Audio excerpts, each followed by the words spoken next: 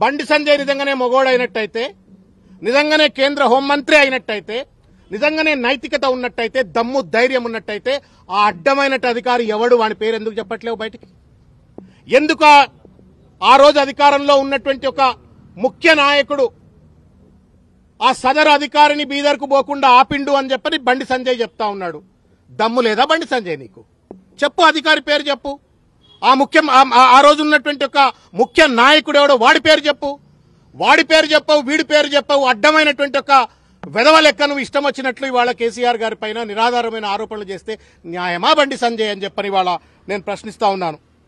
ఇవాళ దేశ అంతర్గత రక్షణకు బాధ్యుడైనటువంటి ఒక హోంశాఖకు మంత్రిగా ఉండి కుక్కతో ఒక గుండ్రాయి కట్టినా చక్కగా కాదన్నట్టుగా ఇవాళ బండి సంజయ్ గారు వ్యవహరిస్తా ఉన్నారు. ఎలుకతోలు ఎంత ఉతికినా నలుపు నలుపే గాని తెలుపు కాదు అన్నట్టుగా ఇవాళ బండి సంజయ్ గారు వ్యవహరిస్తా ఉన్నారు. అల్జిమర్ వ్యాధి ఉందేమో బండి సంజయ్కి, అర్థం కావట్లేదు. కరీంనగర్ కార్పొరేటర్ కాదు అయ్యా నువ్వు, కరీంనగర్ గల్లీ లీడరు కాదయా నువ్వు.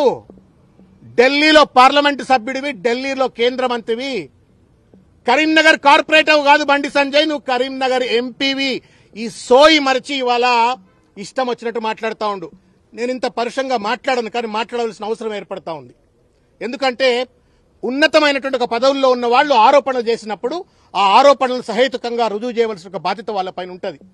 వెనకటికి ఒక ఎర్రోనికి మల్లెపూ ఇస్తే ఎక్కడో పెట్టుకుని వాసన చూసినట్టుగా ఇవాళ అంత పెద్ద కేంద్ర మంత్రి పదవిని నరేంద్ర మోడీ కట్టబెట్టి, భారతీయ జనతా పార్టీ కట్టబెడితే ఆ పదవిలో కూర్చొని వాడెవడో అడ్డమైనోడు ఏదో చెప్తే ఇంకెవడో అడ్డమైనోడు ఇంకేమో చెప్పిండు అని చెప్పని అడ్డమైన భాషలో అడ్డదిడ్డంగా బండి సంజయ్ మాట్లాడుతూ ఉంటే నవ్వాలనా ఏడవాలనా సిగ్గుపడాలనా అర్థం కావట్లా. Bandi Sanjay is not an individual.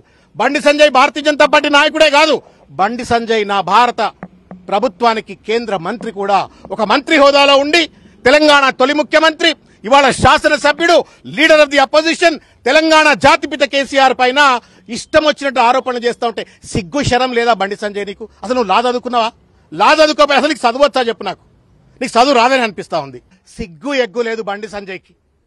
వాడెవడో సన్నాసిగాడు చెప్పిండు అని చెప్పని మీడియా ముఖంగా అడ్డదిడ్డంగా మాట్లాడే ముందు పో, మెజిస్ట్రేట్ దగ్గరికి పో, పోలీస్ స్టేషన్కి పో, కంప్లైంట్ లాడ్జ్ చేయి. Who prevents you to stop the enquiry? ఎవరు ఆపుతా ఉన్నారు నేను బండి సంజయ్ ఎంక్వైరీ చేయకుండా?